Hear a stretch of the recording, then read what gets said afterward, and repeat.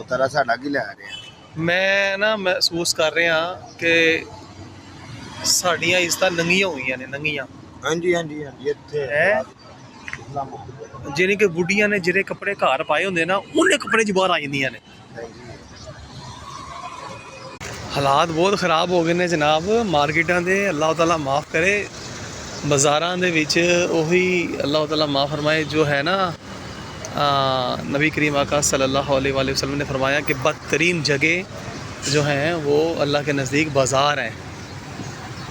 हाँ हाँ हस यार, उम्मत मुसलमान रफ्ता रफ्ता जी है ना दीन तो बहुत दूर हो गई, सोना बहुत दूर हो गई।